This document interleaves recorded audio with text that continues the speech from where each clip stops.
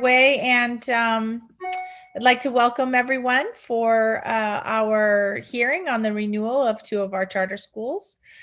This charter renewal hearing for February 11th, 2021 is called to order. For today's hearing, all materials are posted on the PPS website under the board and meeting tabs.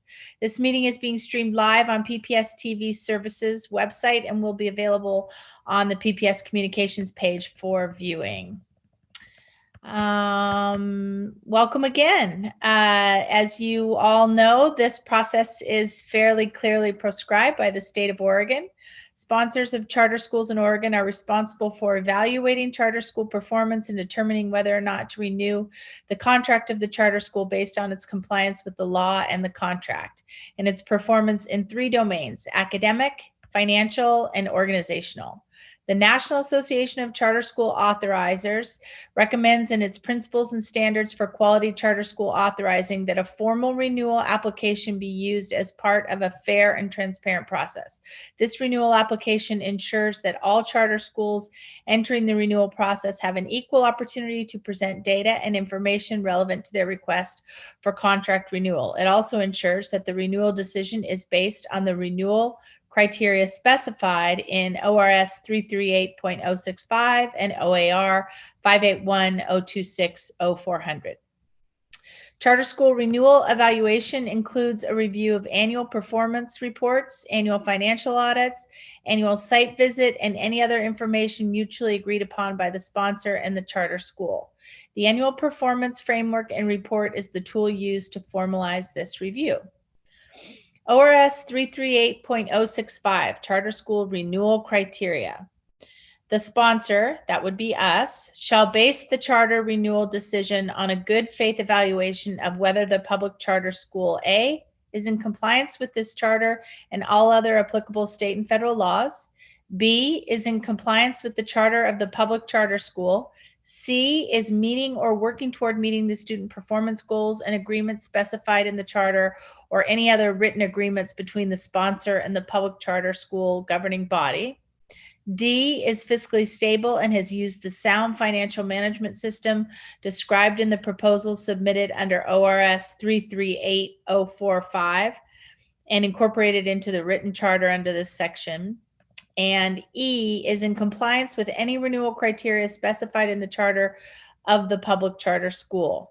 The sponsor shall base the renewal evaluation described in paragraph A of this subsection primarily on a review of the public charter school's annual performance reports, annual audit of accounts, and annual site visit and review as required by ORS 338.095 and any other information mutually agreed upon by the public charter school governing body and the sponsor. For today's hearings, each school will make an opening statement followed by a 10-minute school presentation. Then there will be 10 minutes for testimony in support of renewal, 10 minutes if there is any testimony to oppose renewal. Once we have concluded that, we'll have an opportunity to ask questions. There are some suggested questions in the meeting materials. We'll start with our friends at Arthur Academy. Welcome, Stephanie Walker, Arthur Academy's Executive Director, and Tara Miller, Principal of the Portland Arthur Academy. Oh, excuse me, sorry.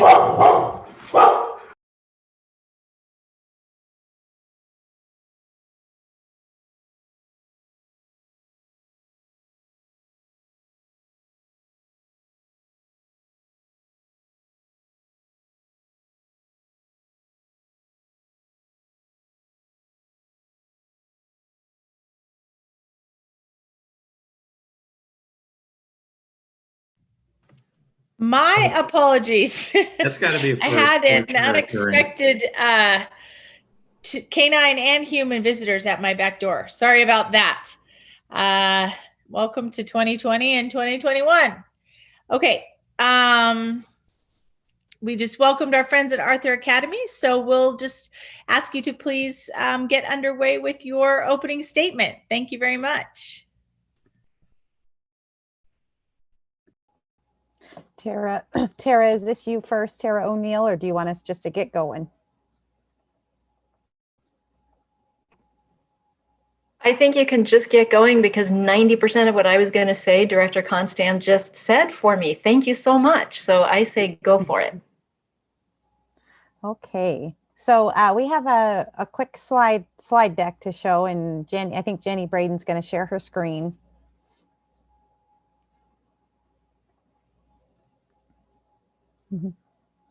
Okay, so thank you very much for having us, Director Comstan, Director Bailey. I don't think Director DePass is here yet, but thank you to her as well.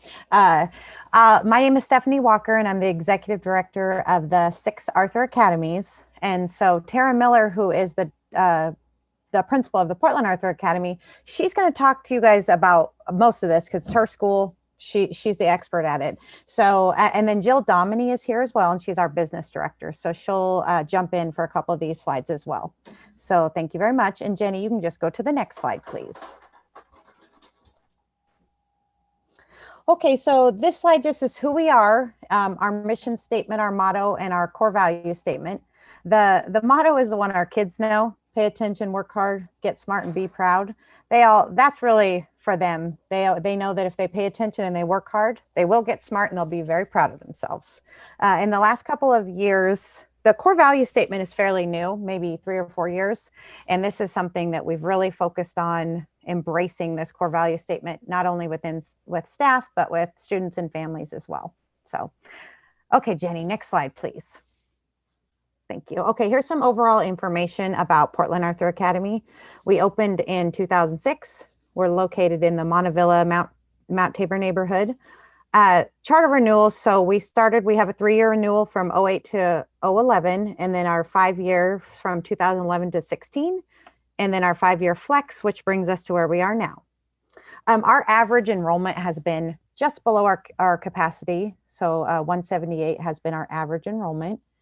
You can see here's our teaching FTE, our administration, and then our central office support. And that central service support, me, executive director, Jill is our business director, and we also have a bookkeeper, HR / a bunch of other job titles as well, person.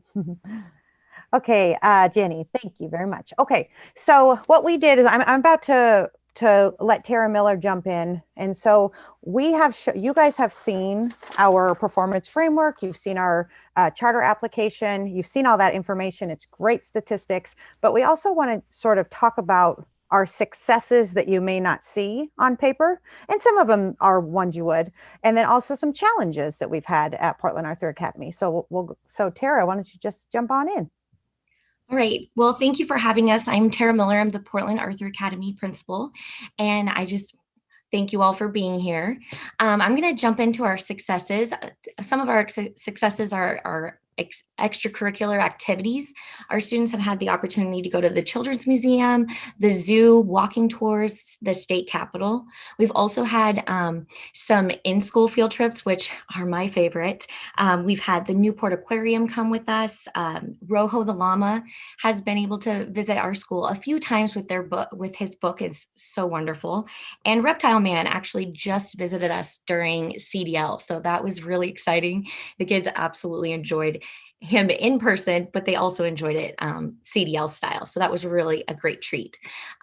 We also have free quarterly after school clubs in music and PE.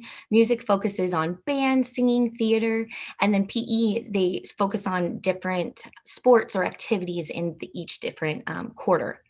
Then we have a free organization-wide OMSI night. And so all 6 schools get together and we close OMSI down, and they get to explore, their friends and families get to come and they get to explore OMSI on this one spectacular night. It's amazing.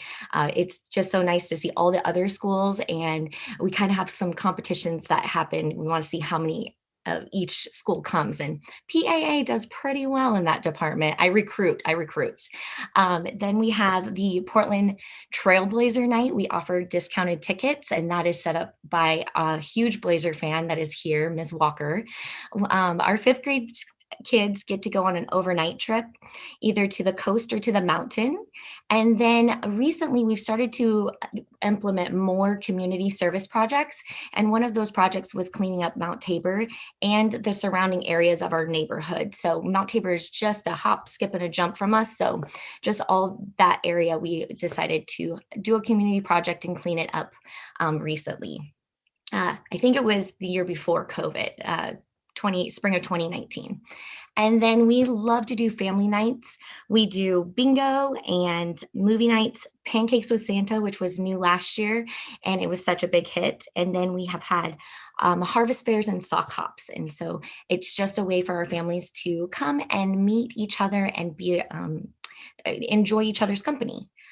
Jenny, you can go to the next slide.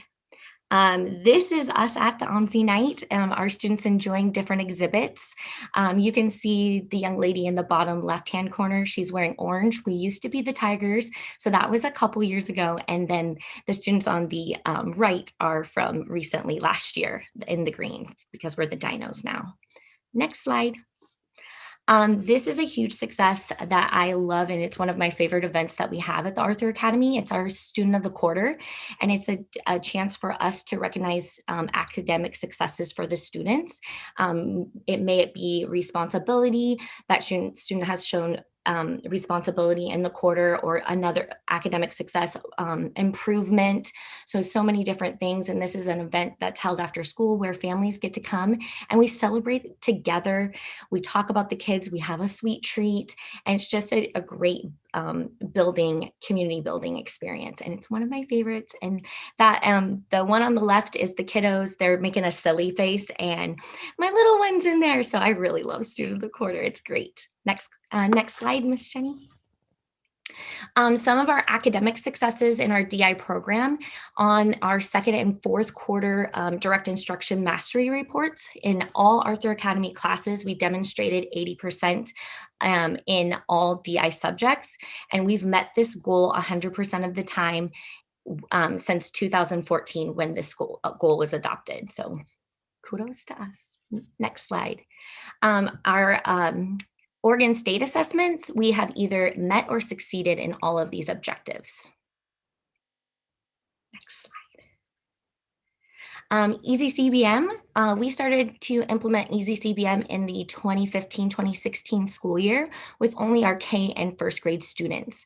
Then the following year, we decided to have the entire school do it as well. And it is an organization-wide assessment that we do. And since the beginning of Easy CBM, our students have increased their fall to spring scores every year. We average about 80% of our school in the 40th to the 99th percentile in both reading and math. And then we were unable to complete the spring assessments this last year because of the pandemic. Another academic success that we have is our upper grades tend to do some projects that are just for them, and it gives them responsibility and ownership. And the first grade that they start doing that in is third grade, and they have an invention convention where the students create an invention and they receive a patent on their invention.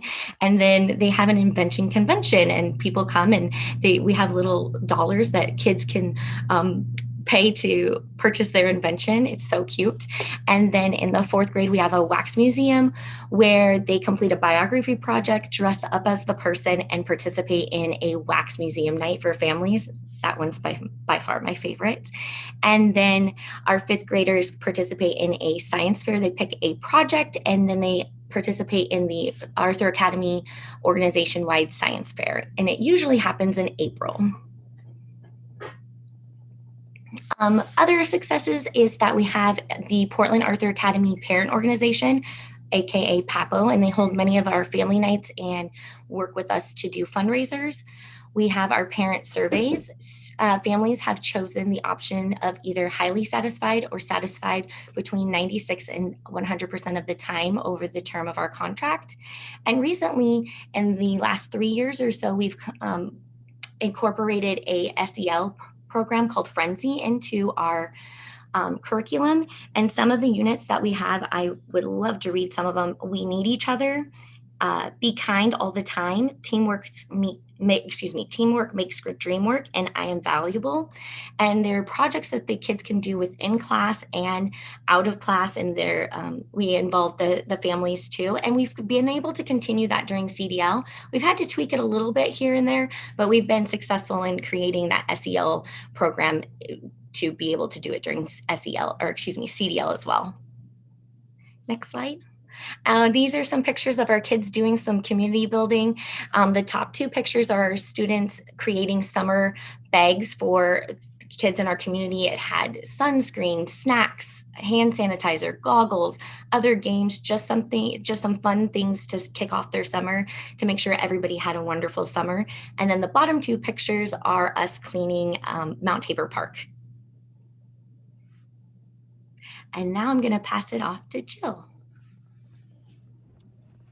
Hi there. Thanks. Again, my name is Jill Dominy. I'm the business director for the Arthur Academies.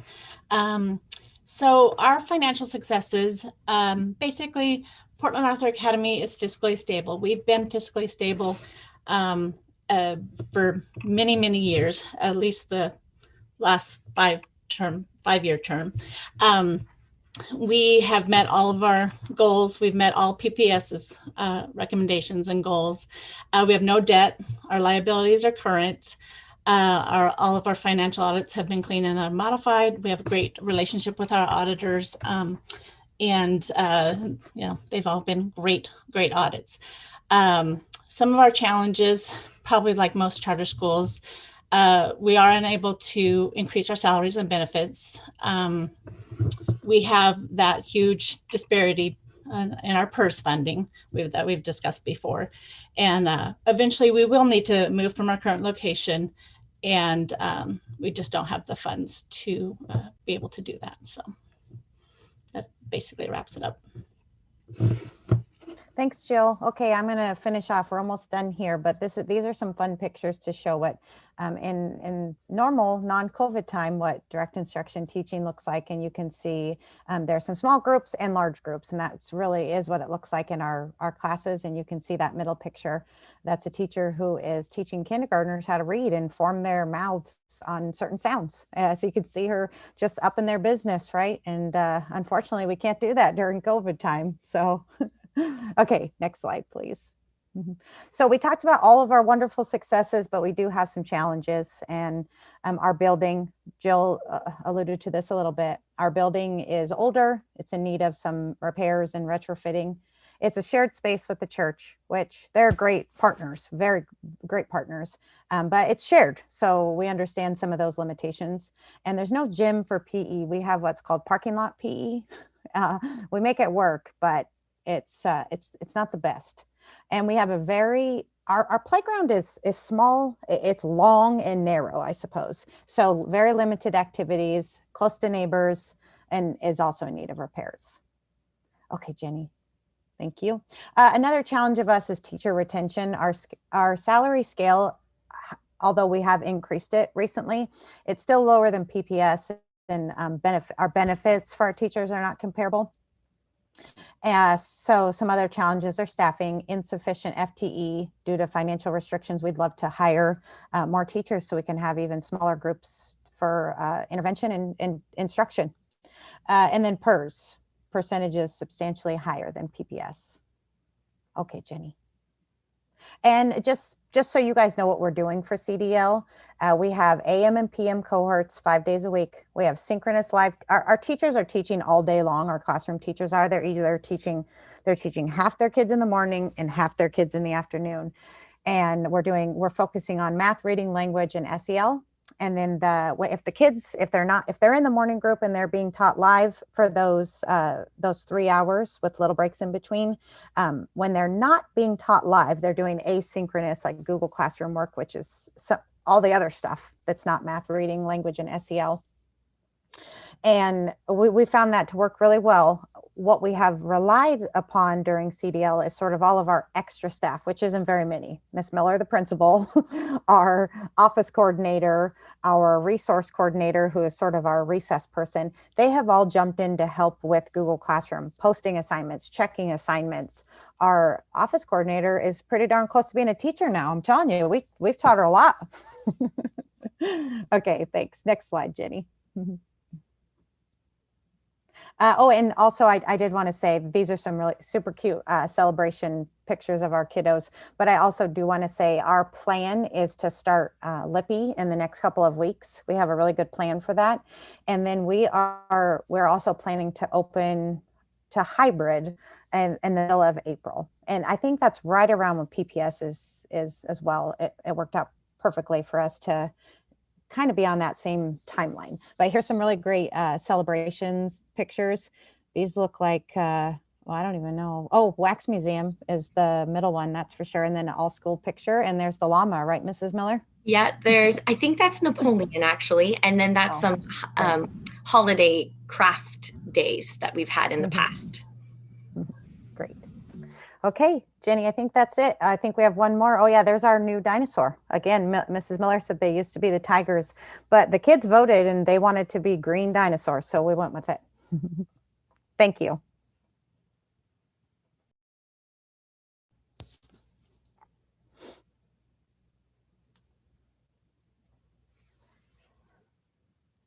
And I think we have some parents here who, because we're done with our portion of it. Okay, great. So if we have anyone who's joined us that wants to testify in support of Arthur Academy, Kara, did we make a list of order in which people will speak, or? I do have a list. Okay. Ashley Wenrick. Ashley. I think we're missing actually a couple people on my list. Ashley, are you here? She's here. Yes, I am. Hi, feel free and go ahead. Sounds good. My name is Ashley Wenrick, last name Wenrick, and my pronoun would be she or her. My name is Ashley Wenrick. My son is Noah Wenrick. Noah is a first grader at Portland Arthur Academy.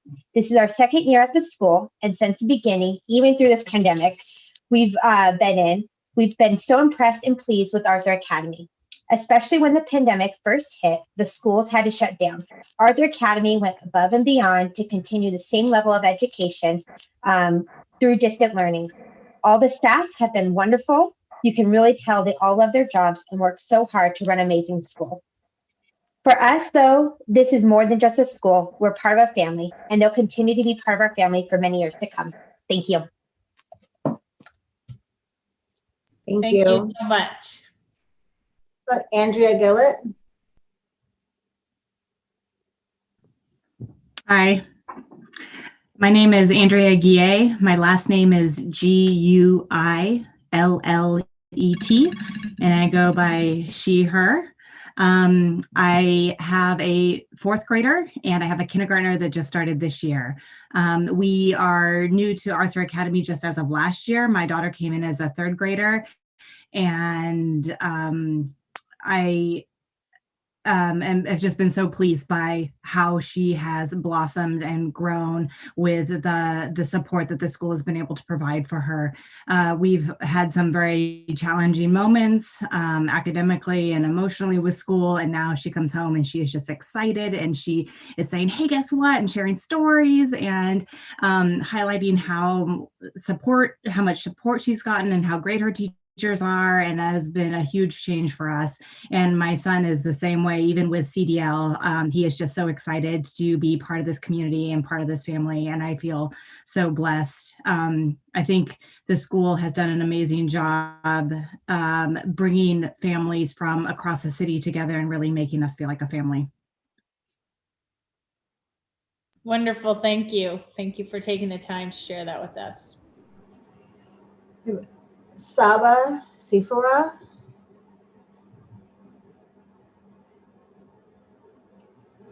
I also didn't see. Yeah, this is me. So my name is Solomon Fekete, or Solomon Tekle. How to pronounce my last name is Tekle, Tekle. Saba is my wife. She's at work right now, so on behalf of her. About Arthur Academy, this is the second year. My girl is first grader. I have a boy coming up. And we are really happy to be a part of this family. The teachers are wonderful. They're flexible.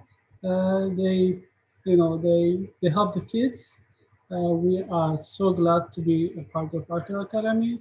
Miss Miller is the best, and everybody's, they're doing their best. And we are happy to be part of Arthur Academy.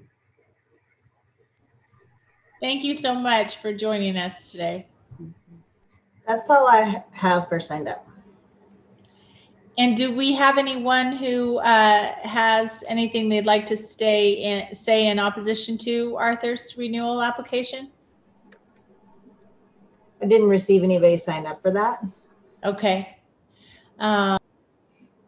I want to thank everybody who came. The last time we met, we reviewed the application itself and all of the performance data, but it's also so meaningful to hear from a few parents about what the experience is actually like for your children. And it's really, it's heartwarming and reaffirming to hear these positive stories. So thanks for taking the time. And do we have any questions before we move on?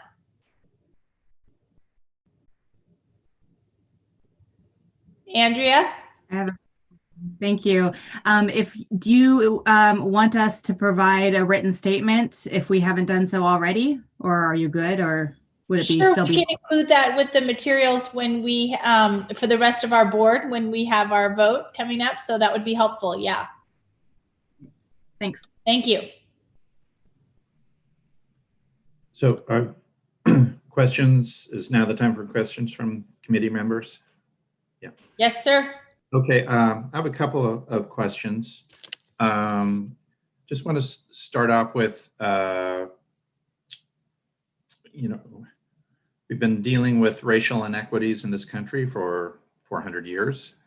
And the uprising, the most recent one that started a year ago, certainly brought renewed focus to that. How did you address that in your classes? Mrs. Miller, do you want me to jump in on this one? Yeah. Well, we have leaned on some of the PPS material. It's been great to have some of those toolkits that we provided to our teachers. It really has been very helpful because we feel that that's where the district can help us. That's where that expertise is, where we don't necessarily have that. So we've used those toolkits. And then we sort of talk as a staff. Our staff are so small. We talk about, okay, what's age appropriate for K through kindergartners compared to fifth graders? What's appropriate to talk about at school? What sort of information do we want to give? Do we want to reach out to families to ask for their guidance? And so it's sort of a team effort, including with PPS, families, and staff. So. Great. I'm glad those toolkits got out there. That's really good to know. Yes. Thank you, Tara. I suspect you might have had something to do with that. The other. And also, thank you, Director Bailey. This is Michelle. I'm sorry, I'm having problems with my camera, but I really didn't know that much about the Arthur Academy. I'm really happy to hear some of the work that you're doing, and especially your performance data is really impressive. Would love to, on the line of Scott Bailey, thank you for bringing up the racial issue, and so I didn't have to. I'm always concerned about, and you talked about how difficult it is to hire teachers because of you're not able to pay competitively. Have you tried to do some recruitment of teachers of color? I think as a way to increase outcomes for kids, it's important, especially considering the numbers of kids of color that you serve, to have someone in the building. Even it doesn't even need to be a teacher; it can be a custodian. Someone that looks like the kids that you're serving. If that's an effort, is that something that you're looking into? Yes, it is something that we're definitely looking into. We haven't been very successful at hiring teachers that really do reflect our students. We haven't been super successful. And we also, it is hard for us to just find the teacher pool for us in general is pretty small. Not a lot of people apply at our schools. So, but it's definitely something that we have looked into, but we haven't been super successful.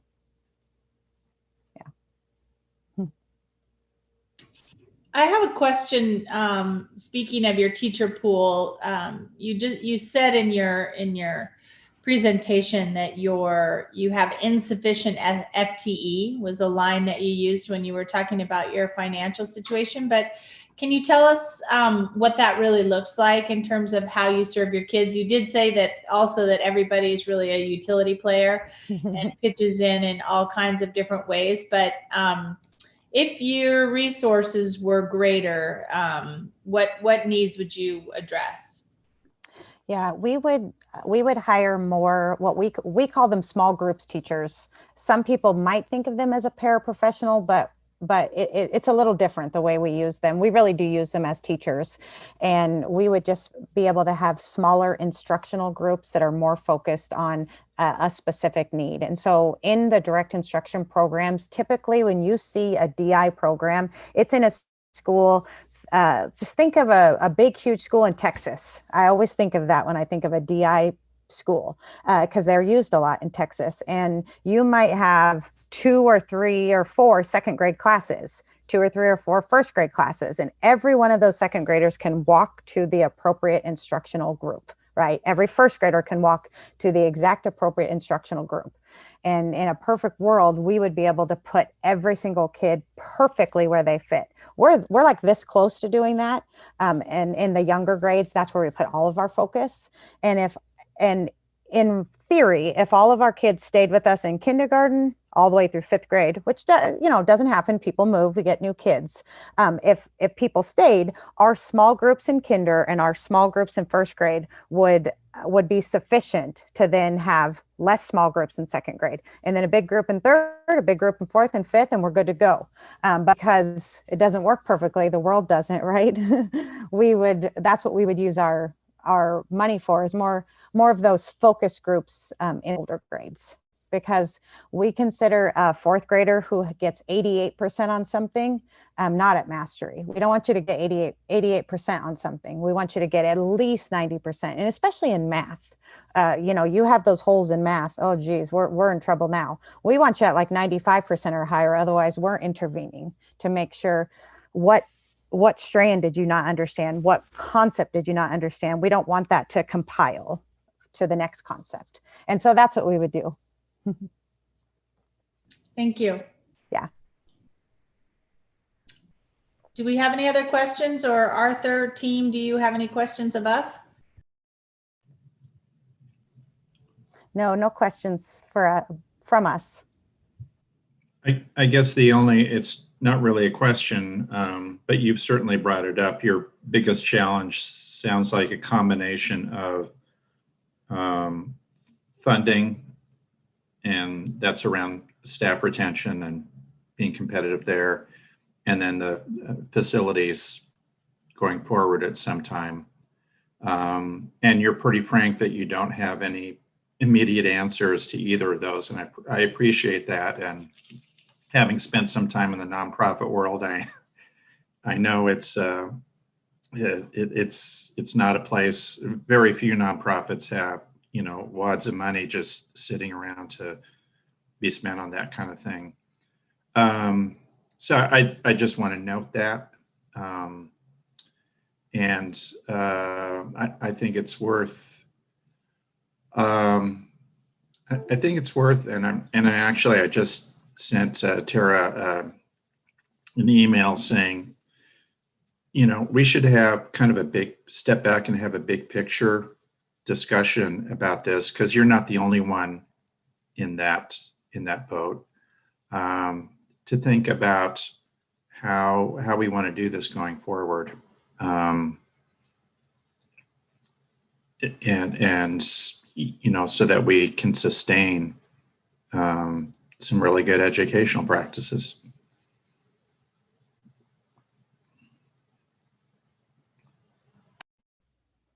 Thank you, Director Bailey.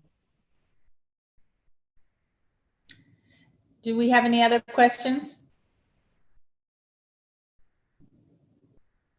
Okay, then we will look forward to seeing you next when we reconvene with our full board, and we'll do a little bit of repeat as far as this committee is concerned in terms of hitting the highlights of your renewal application, just for the benefit of the rest of our board. And they have seen all these materials as well, but we really appreciate the time that you've taken to put that all together, and also to highlight challenges and areas where the district can be perhaps more helpful.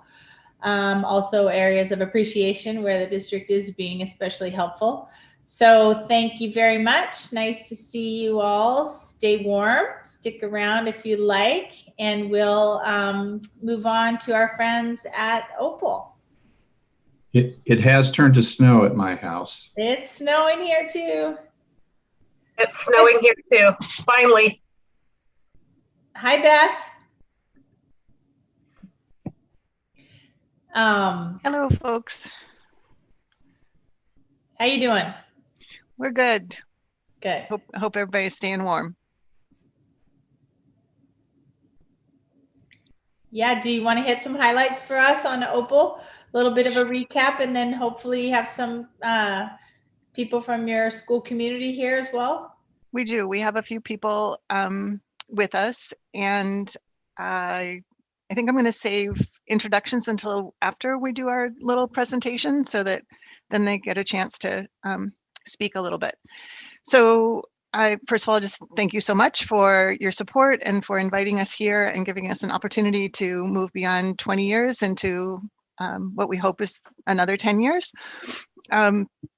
A reminder that we are the first charter school in Portland Public, and so we've been going for these 20 years. We're 20 years deep into the research that we call playful inquiry, sort of this place of high challenge and low threat, and what sort of that stance of playfulness and rigor brings into the classroom. Situate the charter school within the larger department called Teaching and Learning. So we also have a tuition funded beginning school, preschool, and we also work with a number of educators. So to come in and see the work that we do because of the playful inquiry approach. So that's intriguing and interesting, and an opportunity for people to see it hands-on and not just talk about it. In our 20 years, we've had about 200 graduates. We've worked with 10,000 or so educators, and we estimate that they reach something around 1 million children. So that's the way we leverage our work, is very much both internally focused on the experience that our children have, and then also wanting to bring that out into the world. What we have prepared for you today is a video that Mary Gage has narrated. She's here. And Jenny Braden has it if you are ready to play this. This is a little bit of a window into a particular project in a particular year, but to give you a flavor of what playful inquiry can look like. And as you're watching it, I'd like you to think about the graduate portrait, and I'd like you to think about the word care, like taking care, giving care, caring about, and so how that shows up in this story.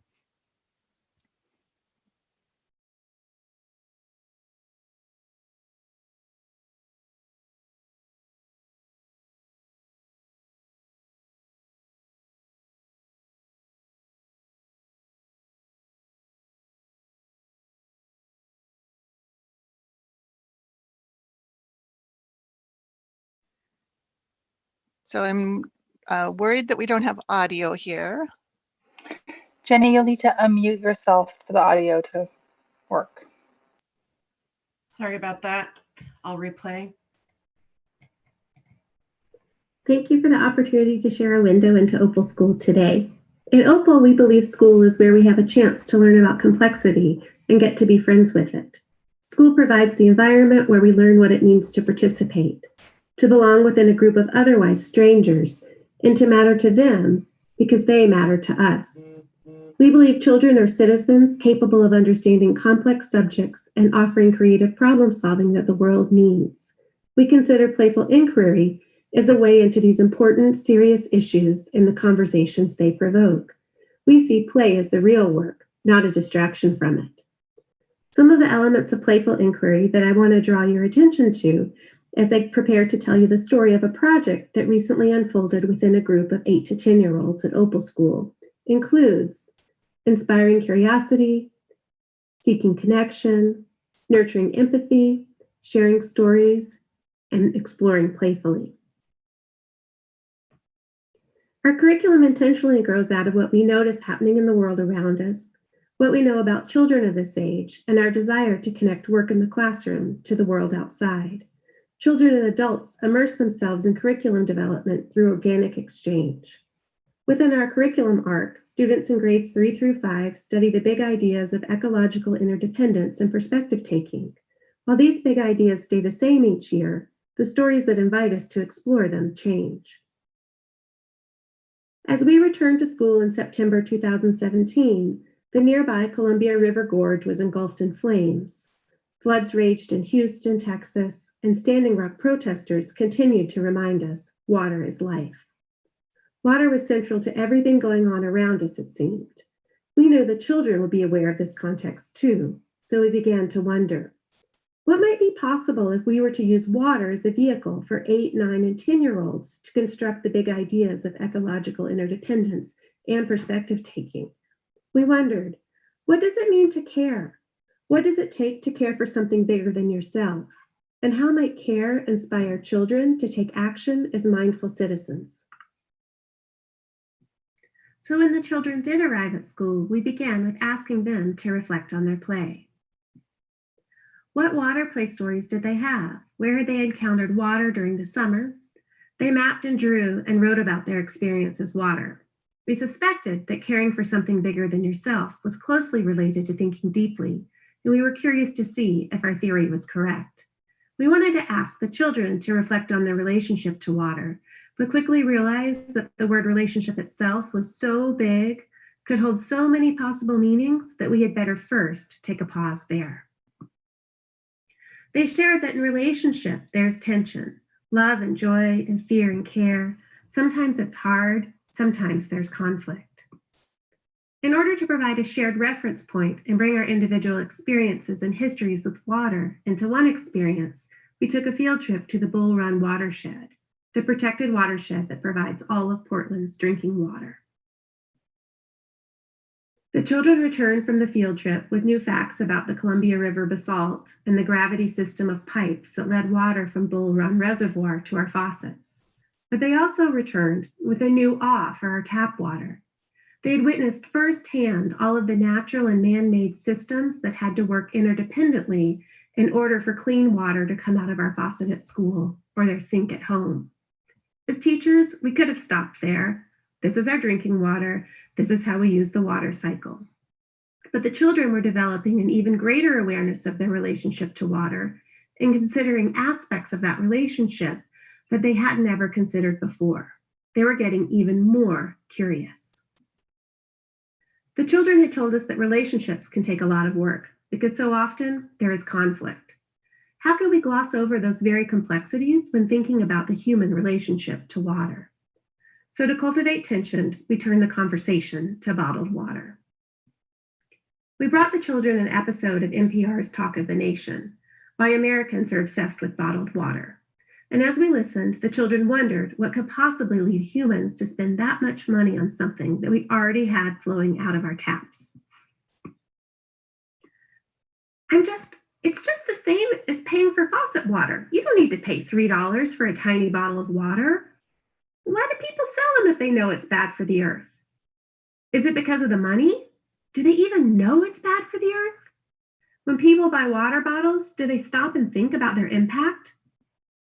And then as the teacher, I asked, how many of you have bought bottled water in your life? And everyone raises their hand. It's convenient. You can carry it around. You can't carry your faucet around. Within the children's dialogue and questions, there was a noticeable absence of the notion that people in our very own country, much less our very own city, rely on plastic water bottles because they do not have access to clean water. Even though children clearly articulated beliefs that access to clean water is a basic human right, they hadn't yet begun to fully imagine the experiences of other citizens that were so very different from their own. With this in mind, we read an article about the water crisis in Flint, Michigan. With so much empathy, the children read about a woman named Gina Lester opening and pouring individual plastic water bottles into a bathtub for half an hour in order to give her young daughter a nighttime bath. After reading her story, Thomas kept repeating Gina's words. Pop the top and pour it in. Pop the top and pour it in. I can't stop thinking about what it would be like to be a parent in Flint. And then Lois, they don't have a choice. They're either drinking polluted water or buying plastic water bottles. The complexities of this situation were not lost on the children. Their schema for plastic water bottles was full of words like good, bad, clean, and dirty. But they could see that for people in Flint, Michigan, plastic water bottles could not be so easily placed into those rigid categories of good and bad. While navigating this article with the children, one voice stood out in particular. Emmanuel, always so forthright and upfront, offered, "We're not dealing with it. Why should we pay attention to it?" The question, why should I care about that, is so important for students to ask. In order to care, humans need to see themselves within complex issues that on the surface may seem far removed from their everyday lives. Students are hungry for the complexities of real life.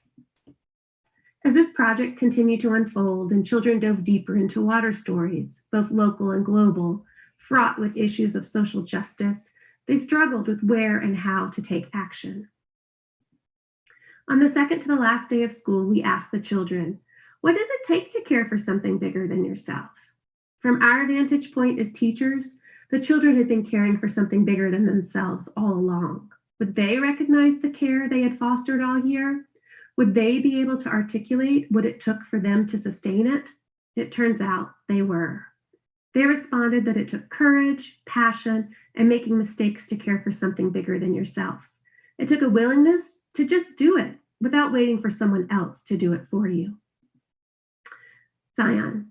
When I was reading Mijanet's essay, and Mijanet is one of Zion's classmates, I read a part that some people who are famous singers are helping the Flint water crisis, when I know a lot of times people are busy.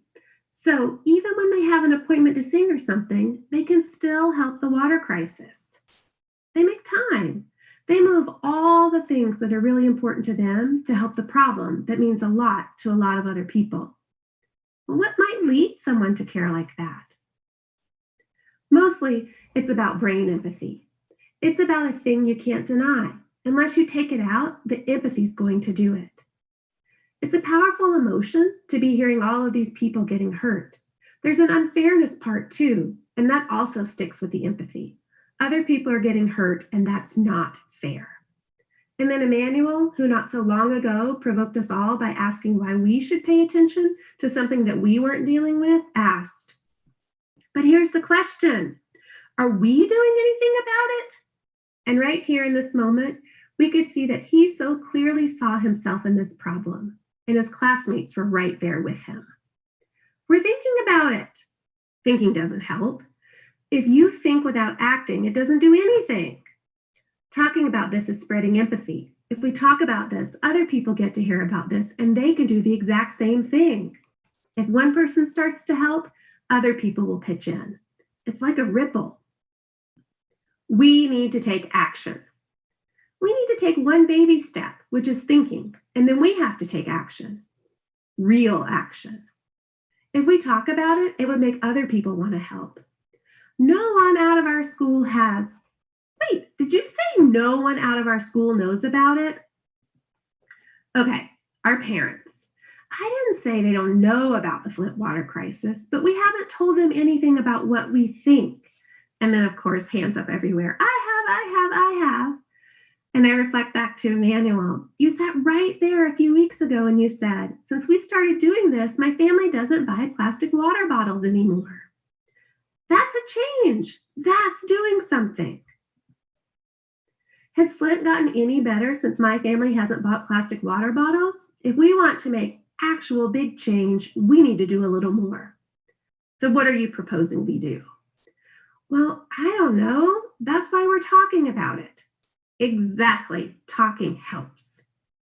In this dialogue, Emmanuel wasn't alone in grappling with what it means to take action as a mindful citizen, and in recognizing that part of being a mindful citizen is stopping and thinking to ensure the help you're offering is the help that's needed. Iris offered us the possibility that dialogue is a vehicle to both understanding and caring, or as Rowan might say, spreading empathy. When you're talking about stuff, it can help because the whole entire year we've been talking about stuff. And guess what we just learned? A lot by just talking and talking about and learning about all of this. I've been sharing a lot with a lot of other people.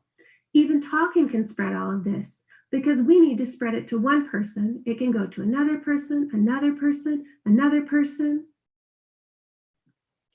And in the end, one of the ripples the children offered to the world was in the form of a mural, in which they invited others to stop and think about the relationship between forests, rivers, and cities.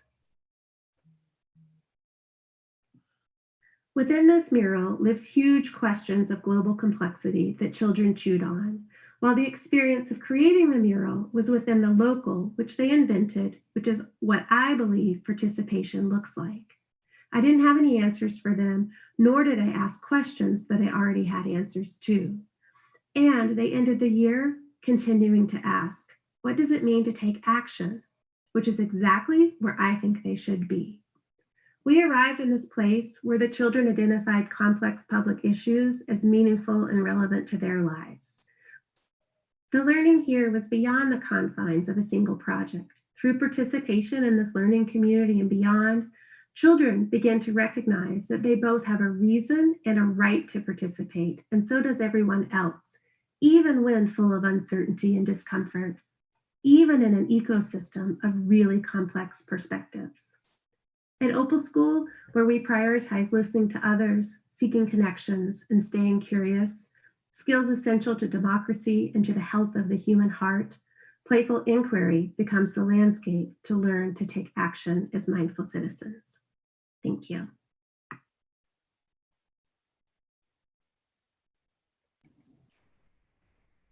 That was a fantastic way to illustrate your way of thinking and learning. And thank you for the opportunity to share a window. That was fantastic. And Beth, I appreciate at the outset you asking us to think about our own portrait of a graduate, because they are eerily similar. And of course, our portrait of a graduate emerged from the community, not from us. And so it's not surprising that those same themes are what emerged, but that was really wonderful. Thank you. I'm glad that we had an opportunity to share that with you. We have some public comments from folks who weren't able to attend today. And so Jenny Braden has a couple of clips that they recorded. So I'd like to bring that in if we're ready to move to public comment. All right, so first we're going to hear from Erin Moulton. She currently works with Teaching Preschool Partners and taught at Opal School in the very first year and for 11 years after that before she moved to another school. And she has a story here that we'd like you to hear. Hello, members of the Portland School Board. My name is Erin Moulton. I'm here to share with you a little bit about my experience at Opal School. I was the first teacher hired at Opal School back in 2001. I worked at Opal School for 11 years, where during that time I taught everything from pre-K to 5th grade, as well as being a teacher researcher in the Center for Children's Learning, as well as a mentor to many of the new teachers that came through Opal. I helped run a lot of the professional development at Opal School, and then went on to work at Oregon Episcopal School for 7 years. And now I currently work at Teaching Preschool Partners, which is a local nonprofit that was created by Judy Grays, the founder of Opal, and Catherine Wilmot, to share these ideas that we had learned at Opal School, but to help nurture and create preschools within public school settings. So we currently have 2 preschools in Park Rose. We have 5 current preschools in the Beaverton School District and 2 new preschool promise sites that are opening in Beaverton, as well as 1 in Gladstone, and we're supporting 2 preschool promise sites in the Albany School District as well.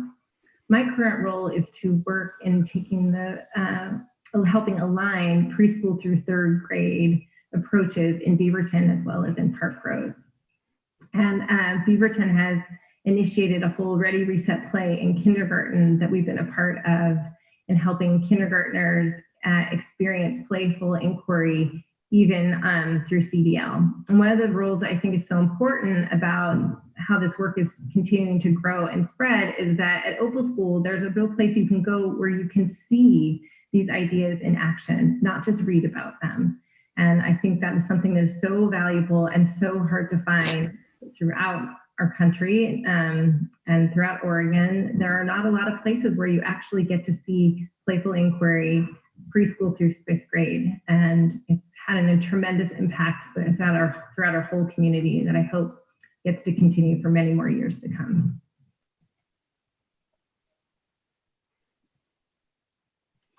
All right, so next we'd like to hear from Xavier Pierce.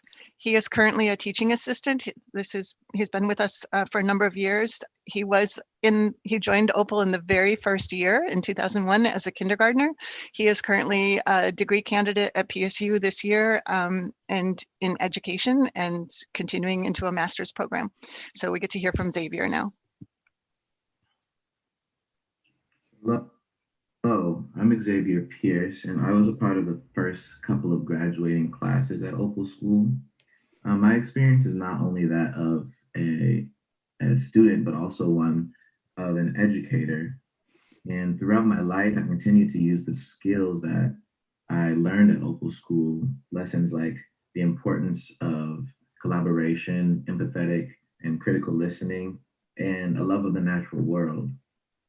Specifically, I remember sitting in meadows to nature journal and using role play to hold our own continental conference to make our constitution of the 4th and 5th grade. And that helped us better understand what it really takes to make decisions as a group. I practice and use these skills to make change in the communities that I'm a part of to this day. These are skills that the world has always needed. But at this critical point in our history, even more so. I chose to return to Opal School and to become an educator because I realized the impact my experience here continues to have and has had on my thought process and decision making. I want to continue the tradition of using education as a liberator and a tool to make change.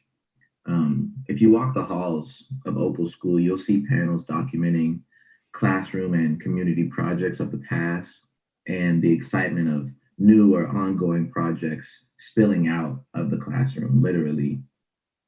Browsing the online classrooms, it's evident that the educators and the students alike find value in their learning through the memoir writing that they're doing and some of the creativity that's required to make distance learning feel somewhat normal. My hope is to see my Opal School continue for many years to come and to see many more change makers find their voice.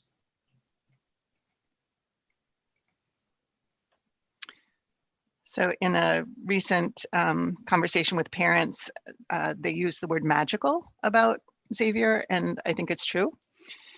Next, we're going to hear from Angela Vargas. She currently teaches in the Beaverton School District as a 2nd grade teacher involved in curriculum development for migrant education. She's also an adjunct professor at PSU, and she was an Opal School teacher for a year. And you'll get to hear from her now. Hi, my name is Angela Vargas. I currently teach 2nd grade in Beaverton School District at a Title I school. I also support the migrant education program with curriculum development and mentoring preschool teachers.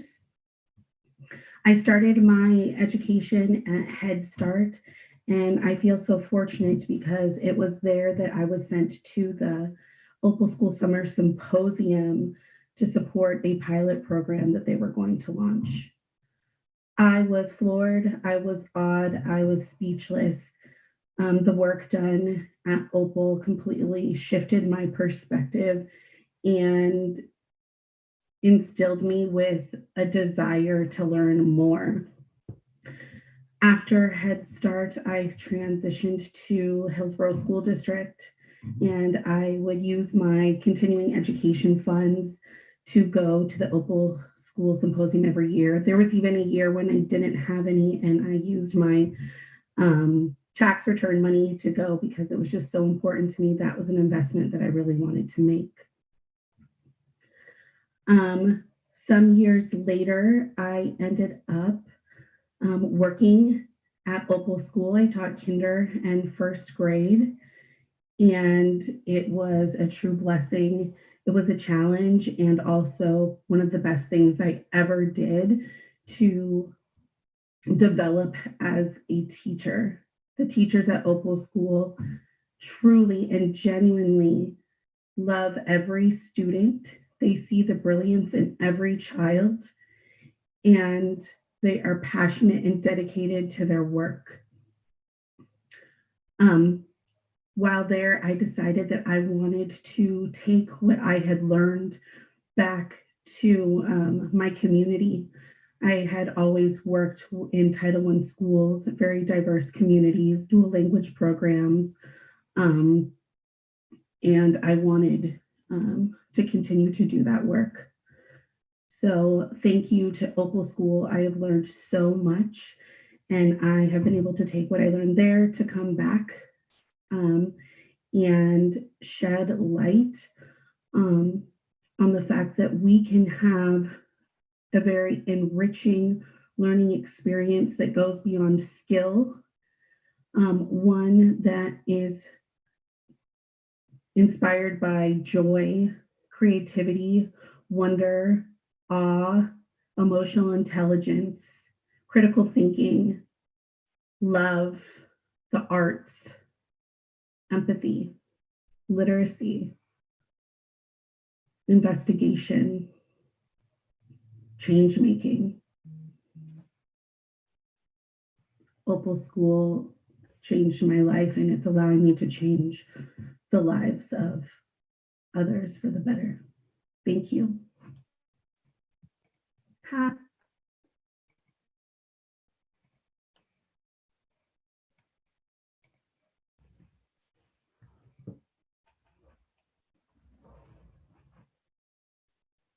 Beth, I can't hear you.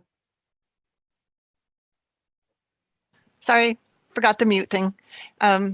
So we're going to hear from a parent and their child. We're going to hear from Zalika Gardner, who is currently Education Director at Kairos PDX. She was an Opal school teacher for a couple of years, and her child, Elijah, who joined us in pre-K and graduated 5th grade many years later.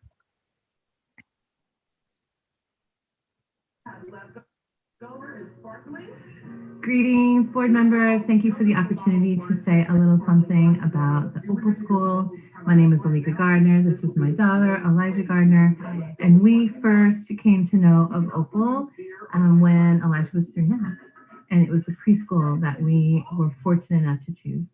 And I recently was writing a list of things, you know how you do, reflecting on good decisions in my life. And I kid you not, having Elijah go to Opal School was one of my best decisions that I've made. There were, not only did I have the opportunity to have my child be fully seen and fully loved, but I, as an educator, was pushed and challenged in my own practice that has continued to develop the way that I am now, with people, with my staff, with the school that I'm now a part of. So Opal School has a huge place in my heart. It is a treasure. It is a place where not only children, but adults can learn and be pushed and challenged.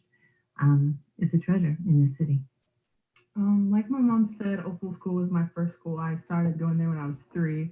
And you wouldn't be able to tell now, but I was really shy. It was hard for me to talk. I didn't even like looking at people, but since being at Opal, I've been able to talk to people and create connections with people that I don't see a lot of other people are able to do. Mm-hmm. And I feel I know myself well enough to be able to talk to other people, and that's because of Opal School. Mm-hmm. I really believe as an educator that the best gift we can offer children is a better knowledge of self and the acceptance of exactly who you are and the willingness to give that gift into the world. And that is core to the way Opal School approaches pedagogy. And I so appreciate that I, my daughter, and our entire family have had access to their school and to the wonderful people who work there. Thank you for your support and for a moment to share our thinking. Thank you.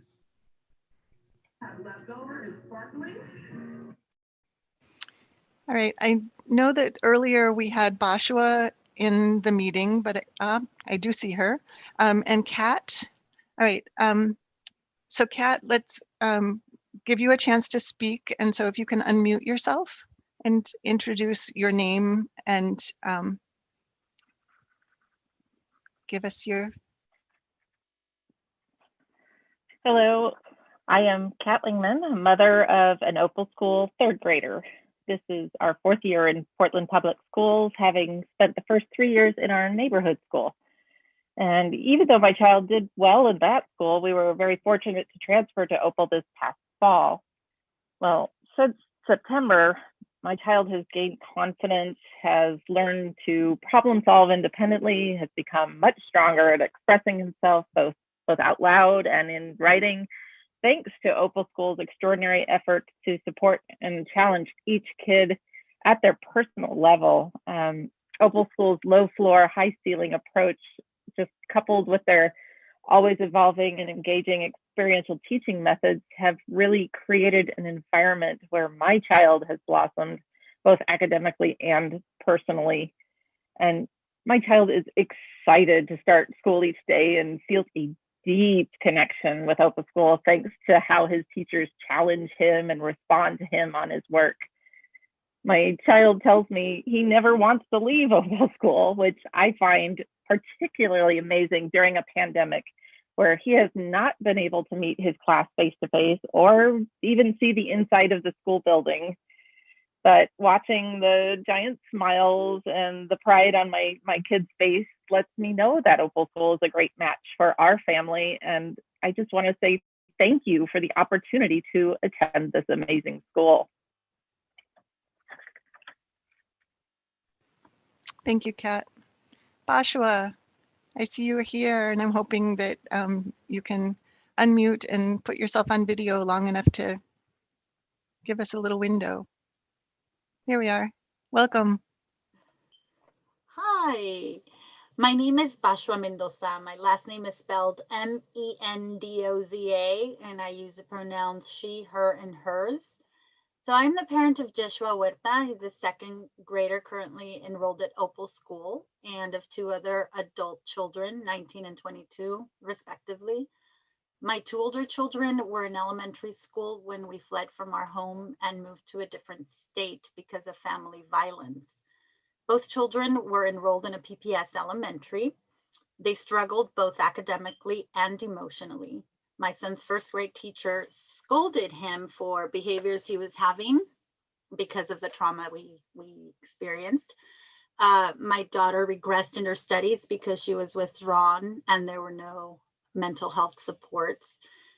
Their resolve got them through high school and they're now pursuing a higher education, thankfully. Joshua has always been a shy boy who cares deeply for others.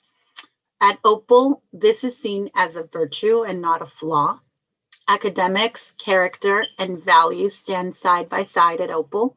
He's able to communicate emotion and is more confident because of it.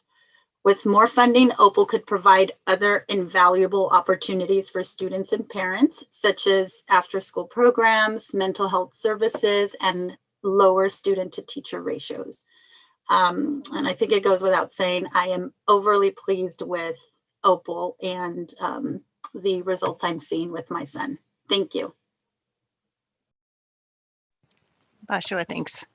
Really appreciate that you have time to join us today.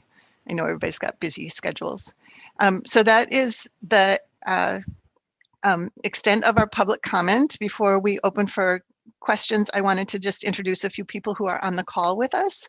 We have David Peterson, who is the chair of the board of the Portland Children's Museum and also, of course, the chair of the Opal Charter School Board. We have Alexa Olson, who is the chair of the Education Committee of the board.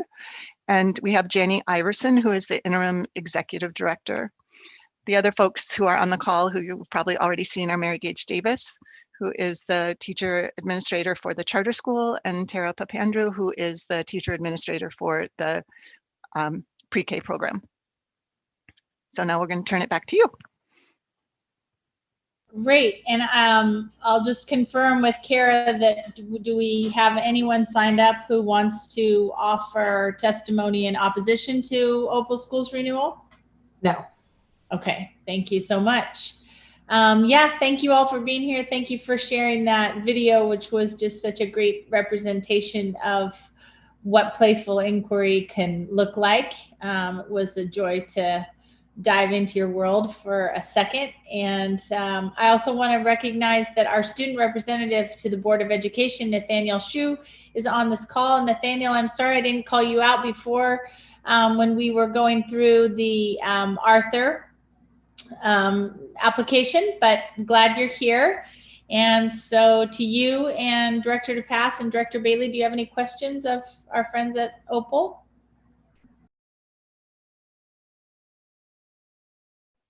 I don't have any questions. Yeah, no questions here, but kind of the same observation. And in our earlier meeting, I mean, you made it pretty clear why you want to, you know, you're in, there's some similarities here between both programs. You know, both some really interesting and effective pedagogy, both facing space issues, and being small nonprofits with a limited budget and, you know, the constrained around PERS and so on. So I'm just doubling down on what I said earlier about having a bigger picture conversation about the district's longer term relationship with charters. I will add to that point, Director Bailey's point, that our board is in the process of revising our policy on sale and leasing of district buildings, district assets. And right now it's in a 21-day public comment period. So I would encourage you all to go to our website and look at that draft policy. You'll find it under the tab for the board policy committee. And please offer any input you have. One of the new provisions in that draft is that one of the criteria for negotiating what would be considered less than market rate for one of our facilities is the relationship that the leasing entity has with the district, and specifically calls out, do they serve our student population? Are they a charter school? Do they serve historically underserved students? So that's all new language, and actually a significant change. Would be a significant change to our policy. So please, you know, take a close look, share it with your advisors that are helping you on your real estate challenges, and then provide any feedback if we don't have it quite right yet. And I didn't have a question, but I did want to make a comment. So I think a lot of people know my older son actually attended Opal School, and I was reminded of an incident that happened that I won't share. I mean, it was all positive. But as I'm looking at the ODE, you know, the breakdown of the school, and I'm noticing that the student population is 80% white and the teacher population is 90%. And this question of where, you know, there'll probably have to be some capital, some fundraising, you know, as you're looking to relocate somewhere. And I would love to see this pedagogy and this teacher training and this amazing program where it's really needed in East Portland and serving kids that don't have access to this. I think I shared at our last meeting that I heard about the program from someone in Taiwan. Actually, my stepmother was teaching in Taiwan, teaching us educators. Heard about the program 19 years ago, and said you might, you know, look into this in Portland. So I think it's a great program. I'd also like to see a more diverse student population, I'd like to see the people that came and spoke and testified about the school represented at all levels of leadership and in the student body, and would love to see the kids in East Portland, where there's a higher level of poverty, for instance, being served with this amazing program. Thank you. We appreciate all those comments and take them to heart. And Director DePass, we agree. So thank you.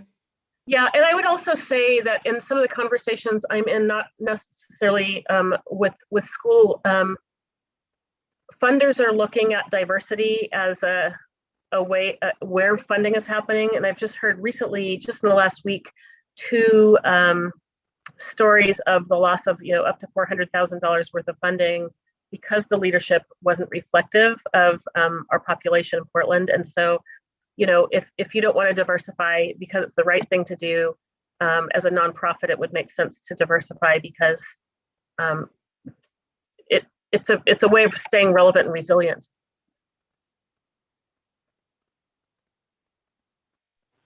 Yeah, we have lots of reasons that we would like to diversify, and we may come back and ask for some more support in looking at what those different opportunities are. So there's lots of ideas and not enough traction in various areas. Yeah, we hear you. I think it's interesting to look at the possibilities there might be in greater partnership with the preschool programming as well, both as we look to expand our preschool offerings potentially as a district, and then also we may be able to free up classrooms in some of our larger or under-enrolled schools for preschool programs run by others. So there could be some interesting opportunities there too. Yeah, that's as we're starting we're in this big process around redrawing boundaries and converting K-8s to middle schools starting in Southeast. And as we plan around boundaries and enrollment, certainly having room for pre-K is one of the considerations we're looking at.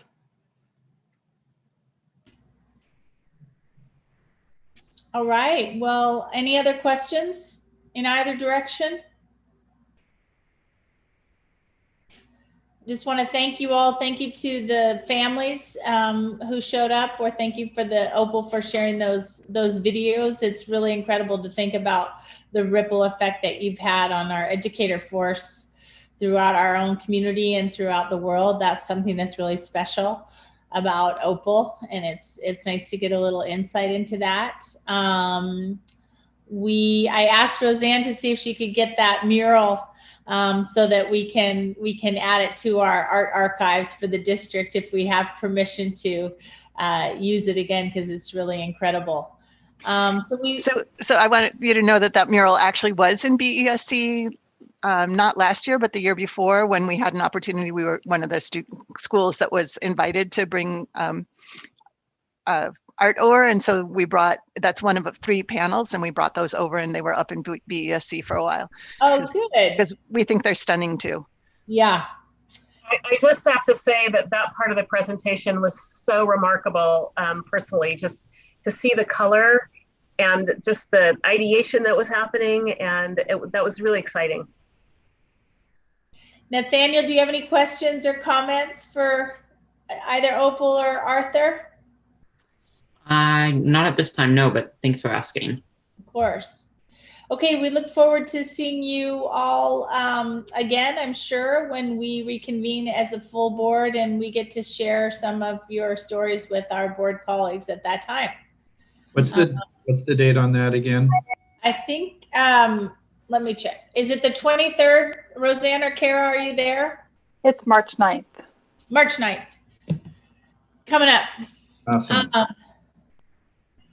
Okay, just one second. All right, well, that concludes our hearing for today. And we will see you all on March 9th. Stay warm, have fun, let us know, and we'll see y'all soon.